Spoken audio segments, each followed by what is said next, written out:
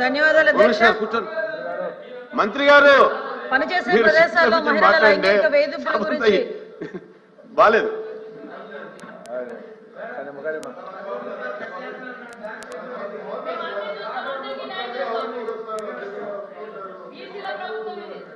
మీకు అలా అనిపిస్తుంది, కాదు మీకు అలా అనిపిస్తుంది అంతే. ధన్యవాదాలు అధ్యక్ష. పనిచేసే ప్రదేశాల్లో మహిళల లైంగిక వేధింపుల గురించి క్వశ్చన్ అడిగారు అధ్యక్ష. 2013లో పెట్టిన పోస్ట్ చట్టం ప్రకారం అధ్యక్ష ఈ క్రింది కేసులు నమోదు చేయబడినాయి. 2019 నుంచి 2024 వరకు వచ్చిన కేసు నమోదు సంఖ్య, అదేవిధంగా అందులోని నోటీసుల సంఖ్య, అదేవిధంగా అరెస్ట్ అయిన సంఖ్యలను కూడా క్లియర్ గా సమాధానంలో చెప్పడం జరిగింది అధ్యక్ష. ముఖ్యంగా పని ప్రదేశాల్లో మహిళలపై లైంగిక వేధింపులు కేసు కింద జిల్లా స్థాయి స్థానిక ఫిర్యాదు కమిటీ, అంతర్గత ఫిర్యాదుల కమిటీ వివరాలు, అదేవిధంగా 2024 సెప్టెంబర్ నుంచి 2025 జనవరి వరకు అందిన కేసులు కూడా క్లియర్ గా చెప్పడం జరిగింది అధ్యక్ష. జిల్లాల్లో ఏర్పాటు చేసిన అంతర్గత కమిటీల సంఖ్య 6681 అధ్యక్ష. ఇక్కడ మనకి ప్రతి 10 మంది మహిళా ఉద్యోగస్తులు ఎవరైతే ఉంటారో అక్కడ కంపల్సరీగా ఒక కమిటీ ఏర్పాటు చేయమని 2013లో పోస్ట్ చట్టం ప్రకారం కూడా మనం ఏర్పాటు చేసుకోవాల్సిన అవసరం కూడా ఉంది అధ్యక్ష. ఈ పని ప్రదేశాల్లో మహిళల లైంగిక వేధింపులు నివారించడానికి భారత ప్రభుత్వం ఒక చట్టాన్ని అమల్లోకి తీసుకొచ్చింది. పని ప్రదేశాల్లో మహిళలకు సురక్షితమైన మరియు భద్రతాయుతమైన వాతావరణాన్ని సమకూర్చేటట్లు చూడటానికి 2013 POSS చట్టాన్ని చేసింది. ప్రతి జిల్లాలో జిల్లా అధికారిగా జిల్లా కలెక్టర్లను రాష్ట్రంలో నియమించబడింది. రాష్ట్ర పునర్వ్యవస్థీకరణ అనంతరం రాష్ట్రంలో 26 జిల్లా LCCలు ఏర్పాటు చేయడం అయింది. దీనిలో మునుపటి 13 జిల్లాలు మరియు కొత్తగా ఏర్పాటైన 13 జిల్లాలు కూడా ఉన్నాయి. సదరు చట్టానికి అనుగుణంగా ప్రస్తుతం రాష్ట్రంలో సుమారుగా 6681 అంతర్గత కమిటీలు ఏర్పాటు చేయడం అయింది అధ్యక్ష. మరియు ఫిర్యాదు అందినప్పుడల్లా కేసు నమోదు చేయడం అవుతుంది. మహిళా మరియు శిశు సంక్షేమ శాఖ పని ప్రదేశాల్లో లైంగిక వేధింపులపై చట్టపరమైన పరిణామాలపై అవగాహన కల్పించడానికి క్రమం తప్పకుండా కార్యక్రమాలు మరియు వర్క్షాప్ నిర్వహిస్తుంది అధ్యక్ష.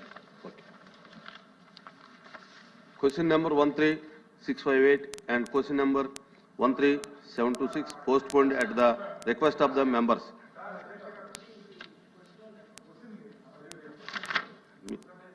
మంత్రి గారు చెప్పిన దానికి మీరు సిగ్నేటరీయా? అవును అధ్యక్ష. సభకు నమస్కారం అధ్యక్ష. ఇప్పుడు పని ప్రదేశాల్లో మహిళల రక్షణ కోసం అయితే చర్యలు తీసుకోవాల్సిన అవసరం మరింతగా ఉంది అధ్యక్ష. రాజకీయాలకు అతీతంగా మహిళల రక్షణ కోసం మాత్రం ప్రభుత్వం దృష్టి పెట్టాల్సిన అవసరం ఉంది అధ్యక్ష. యాక్చువల్ చెప్పాలంటే ఈవెన్ నిన్న అసెంబ్లీలో కూడా టీడీపీ ఎమ్మెల్యేలే చెప్తున్నారు అధ్యక్ష, స్కూల్స్ బయట ఉన్న కిరాణా షాప్స్లో ఇలాంటి దగ్గర కూడా మత్తు పదార్థాలు దొరకడం వలన వాటికి బానిస అయ్యి ఇలాంటి అఘాయిత్యాలు చేస్తూ ఉన్నారు అనేది వాళ్ళు కూడా చెప్తున్నారు అధ్యక్ష. విరివిగా మన రాష్ట్రంలో జరుగుతూ ఉన్నాయి అధ్యక్ష. అయితే అధ్యక్ష ఇప్పుడు అలా పని ప్రదేశాల్లో ఉండేప్పుడు దిశ యాప్ లాంటి యాప్ కనుక ఉండుంటే ఖచ్చితంగా వాళ్ళు రక్షించబడే వాళ్ళు అని మేము నమ్ముతున్నాం అధ్యక్ష. ఇప్పుడు కడియం నర్సరీలో ఒక మహిళకి ఏమైందో మన అందరం చూసాం అధ్యక్ష. పని చేస్తున్న ఆవిడకేమో బయటికి తీసుకెళ్లి అత్యాచారం చేసి హత్య కూడా చేయడం జరిగింది అధ్యక్ష. ఇలాంటి సందర్భాల్లో అలాంటి యాప్ కనుక ఉండుంటే ఉపయోగపడేది అధ్యక్ష. ఈ ప్రభుత్వం అలాంటి అంటే దిశ యాప్ ని కొనసాగించట్లేదు అని మేము అనుకుంటున్నాం అధ్యక్ష. ఒకవేళ ఆ యాప్ ని కొనసాగిస్తారా లేదంటే దానికి సమాంతరంగా ఏదైనా యాప్ ని తీసుకొస్తారా? ఎందుకంటే ఆ యాప్ ఉంటే మాత్రం ఖచ్చితంగా మహిళలకి ఎంతో ఉపయోగపడుతుంది అధ్యక్ష. అందుకు మంత్రి గారు దాని మీద సమాధానం చెప్పాల్సిందిగా అడుగుతున్నాను అధ్యక్ష. అధ్యక్ష, గౌరవ సభ్యురాలు అడిగిన క్వశ్చన్కి అధ్యక్ష, ఈరోజు చూసుకుంటే అధ్యక్ష నేటి సమాజంలో జనాభా ప్రాతిపదికన కూడా చూసుకున్న పురుషుల కన్నా ఎక్కువగా స్త్రీల సంఖ్య కూడా మనకు కనిపిస్తుంది అధ్యక్ష. ఇటువంటి స్త్రీల సంఖ్య ఎక్కువగా ఉన్న విద్యార్థికులు అయినప్పటికీ కూడా ఎక్కడికైనా బయటకు వెళ్ళి వాళ్ళు ఉద్యోగాలు చేసుకోవాలన్నా, వాళ్ళ పనిలో ముందుకెళ్లాలన్నా, వ్యాపారాలు చేసుకోవాలన్నా కూడా అధ్యక్ష ఎక్కడో ఒక చిన్న ఆటంకం అయితే కనిపిస్తుంది అధ్యక్ష. ఏదో ఒక రకంగా ఎక్కడైనా చిన్న లైంగిక వేధింపులు జరగడం కానీ, వాళ్ళ మీద టార్గెటెడ్గా వాళ్ళని ఇబ్బంది పెట్టడం కానీ, వాళ్ళని హ్యూమిలేట్ చేయడం కానీ, వాళ్ళు ఎదుగుదలని కూడా కొన్ని సందర్భాల్లో సమాజంలో కొంతమంది చూడలేని పరిస్థితులు వాళ్ళని ఇబ్బందులు పెట్టే పరిస్థితులు ఉన్నాయి అధ్యక్ష. దీని నేపథ్యంలో ఇందాకే సభ్యురాలు ఒక మాట చెప్పి రాజకీయాలకు అతీతంగా చూసుకోవాల్సిన బాధ్యత కూడా అందరి మీద ఉంది అధ్యక్ష. కంపల్సరీగా రాజకీయాలకు అతీతంగా చూసుకోవాలని ఒకే ఒక ఉద్దేశంతో ఈరోజు రాష్ట్ర గవర్నమెంట్ కానీ కేంద్ర గవర్నమెంట్ కానీ ఈరోజు దీని మీద ప్రత్యేకమైన దృష్టి కూడా ఏర్పాటు చేయడం జరిగింది అధ్యక్ష. దాంట్లోనే చాలా క్లియర్గా చెప్పాము అధ్యక్ష, మహిళల భద్రత విషయంలో అంటే ఇప్పుడు మహిళలు ఎక్కడికైతే ఈరోజు మహిళ బయటకు వచ్చి చదువుకొని బయటకు వచ్చి ఉద్యోగం చేయటం వరకు ఒక ఎత్తు అయితే, ఆ ఉద్యోగాన్ని సమర్థవంతంగా నిర్వహించడం, క్షేమంగా మార్నింగ్ బయటకు వెళ్ళి మళ్ళీ ఈవినింగ్ ఇంటికి రావడం వరకు కూడా క్షేమంగా రావడం అనేది ఒక ఎత్తు అయిపోయింది అధ్యక్ష. అంటే వాళ్ళు పనిచేసే ప్రదేశాల్లోనే ఉన్న సిచ్యువేషన్స్ అవనాయండి, వాళ్ళు ఉన్న ప్రదేశాల్లో భద్రత విషయంలో అవనాయండి, వాళ్ళకి ఎక్కడా కూడా ఇబ్బందికరంగా సురక్షితమైన ప్రదేశాల్లో వాళ్ళు ఉద్యోగం కల్పించే బాధ్యత కూడా గవర్నమెంట్ తీసుకోవాలి. ఈరోజు గవర్నమెంట్ కూడా తీసుకుంటుంది అధ్యక్ష. 2013 ఇందాకే చెప్పాను అధ్యక్ష, పోస్ట్ చట్టం ప్రకారం అధ్యక్ష అంతర్గత కమిటీలు అదేవిధంగా లోకల్ కమిటీలు కూడా ఏర్పాటు చేసుకోవడం జరుగుతుంది అధ్యక్ష. దీని మీద అవగాహన కూడా పెంచాలి అధ్యక్ష. ఎందుకంటే పర్టికులర్ గా చెప్తున్నాను, చాలా మందికి ఈ విషయంలో తెలియదు అధ్యక్ష.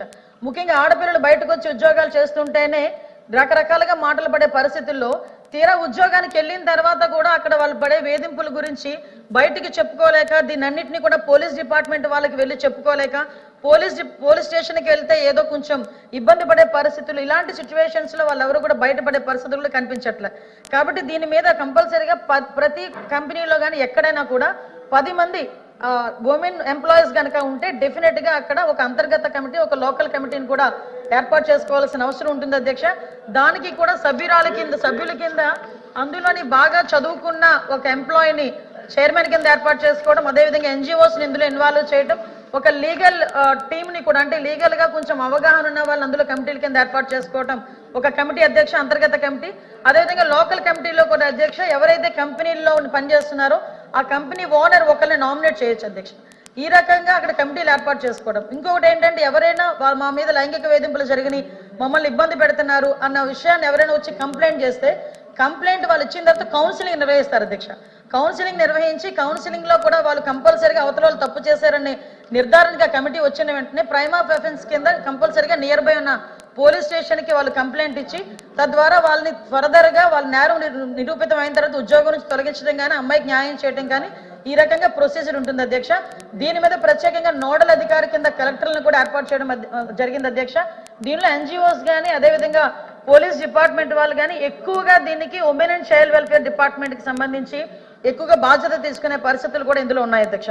కాకపోతే ఇందాక నేను మాట్లాడేటప్పుడు అధ్యక్ష ఇందులోని చాలా క్లియర్ గా ఫిర్యాదు తీసుకోవడం దగ్గర నుంచి మళ్ళా న్యాయం జరిగేటంత వరకు కూడా, ఫిర్యాదులు తీసుకోవడం దగ్గర నుంచి అధ్యక్ష న్యాయం జరిగేటంత వరకు కూడా పూర్తి బాధ్యతని కూడా ఈరోజు కమిటీలు తీసుకునే పరిస్థితులు కూడా ఉంటున్నాయి అధ్యక్ష.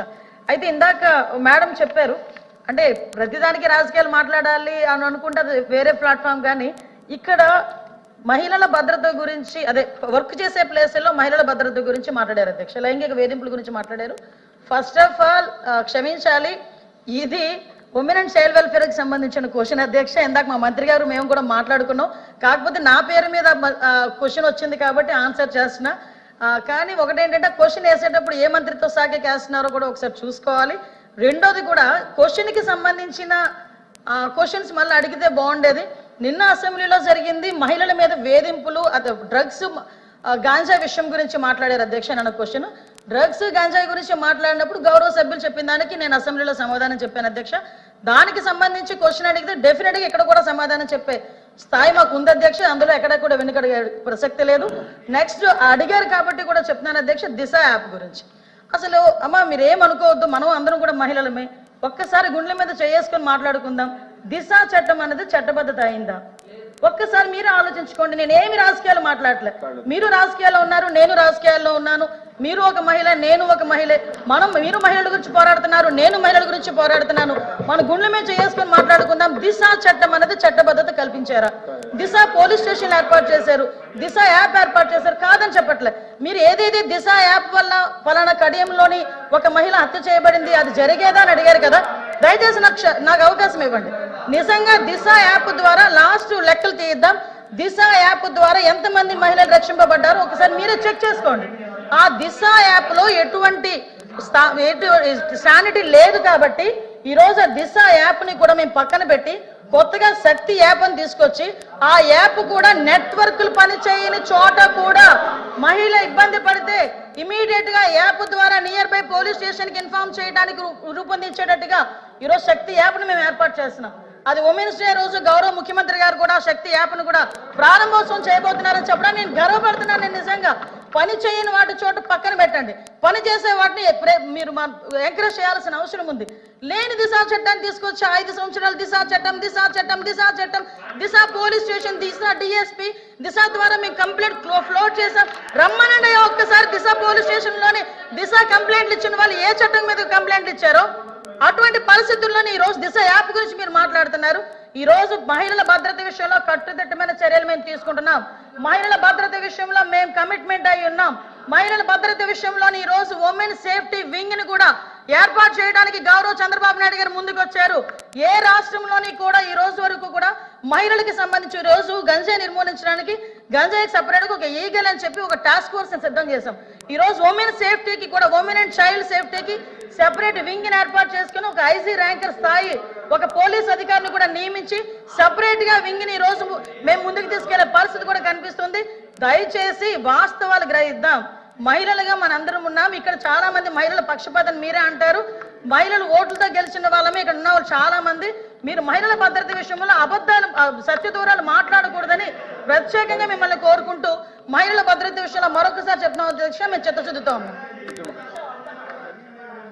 ముందే చెప్పాను, రాజకీయాలకు అతీతంగా ఆగండి అమ్మా. రాజకీయాలకు అతీతంగా మహిళల రక్షణ కోసం మనం మాట్లాడుకుందామని చెప్పాను అధ్యక్ష. గౌరవ మంత్రి గారు సమాధానం చెప్పారు, ఓకే ఏమేం చేశారో చెప్పారు. కానీ దిశ యాప్ లాంటి యాప్ అనేసి మాట్లాడడం జరిగింది. దిశ చట్టం అనేది మనందరం అధ్యక్ష ఒక్క నిమిషం, అప్పుడు జగన్మోహన్ రెడ్డి గారు అసెంబ్లీలో తీర్మానం చేసి కేంద్రం దగ్గర పెండింగ్ లో ఉంది అధ్యక్ష. ఇక్కడ తీర్మానం చేసి పంపించారు, కఠినమైన చట్టాలని తీసుకొచ్చారు అధ్యక్ష. దిశ యాప్ వాళ్ళు కూడా వాళ్ళ రికార్డ్స్ లో ఉంటాయి కదండి అధ్యక్ష, తీయమనండి అధ్యక్ష. ఎంత మంది మహిళలు ఫోన్ చేశారు. ఈవెన్ దిశ యాప్ అనేది ఫోన్ లో ఉంటే మహిళా ప్రజాప్రతినిధులుగా మేము కూడా చాలా ధైర్యంగా ఫీల్ అయ్యే వాళ్ళం అధ్యక్ష. తెలియదేమో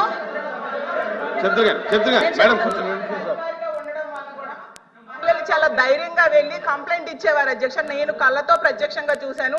ముందే చెప్పాను, రాజకీయాలకు అతీతంగా మనం మాట్లాడుకుందామమ్మా.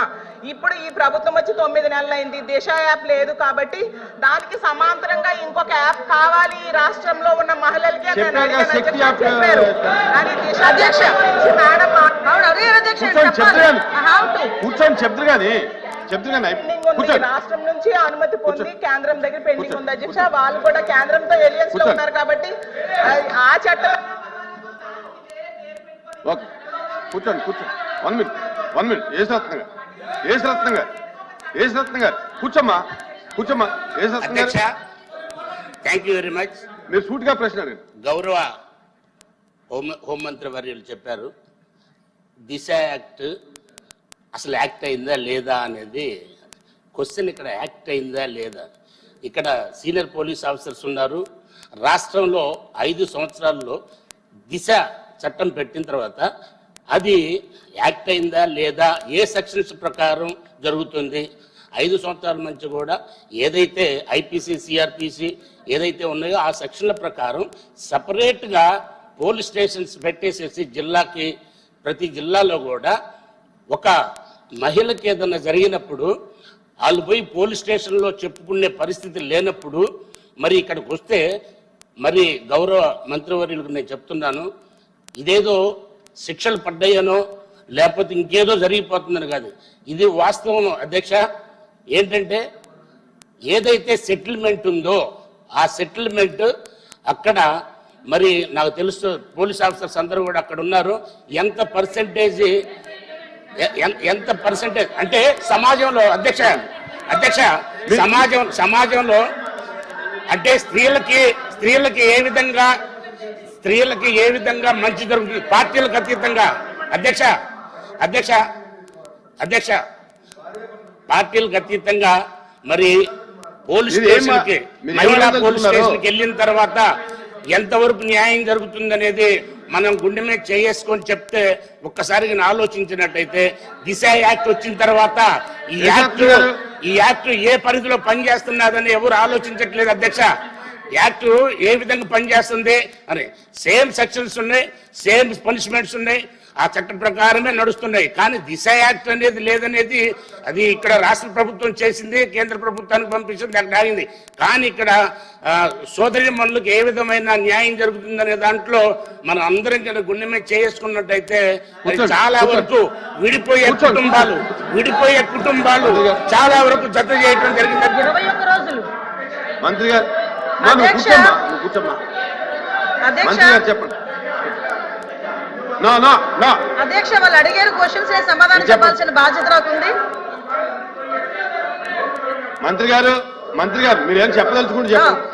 అధ్యక్ష గౌరవ సభ్యురాలు దిశ యాప్ గురించి ఎంతమంది మీరేం చెప్పదలుచుకుంటే చెప్పండి. క్లోజ్ నేను అదే చెప్తాను సార్. దిశ యాప్ గురించి ఎంతమంది డౌన్లోడ్ చేసుకున్నారు, ఎంతమంది ఫోన్లు చేశారు అన్నారు అధ్యక్ష. ఇక్కడ కాంట్రవర్సీ కాదు కానీ దిశ యాప్ ని టార్గెట్లు పెట్టి మగాళ్ళ చేత కూడా దిశ యాప్ ని డౌన్లోడ్ చేయించుకునే దౌర్భాగ్యమైన పరిస్థితి లాస్ట్ గవర్నమెంట్ లో కనిపించింది అధ్యక్ష. కాదని చెప్తారేమో అడగమనండి, గుణమే చేసుకుని సమాధానం చెప్పండి. అదొకటి అధ్యక్ష. నిజంగా దిశ చట్టం అనేది ఇప్పుడు పోలీస్ ఆఫీసర్ మన గౌరవ సభ్యులు పోలీస్ ఆఫీసర్ ఆ పోలీస్ ఆఫీసర్ వినండి, నేను చెప్తున్నాను కదా వినండి. ఎందుకు గొడవ పెడతారు? నిజమా కాదా? దిశ యాప్ ని మగాళ్ళ చేత కూడా డౌన్లోడ్ చేసుకున్నారే కదా చెప్పారండి. Tea break for 15 minutes.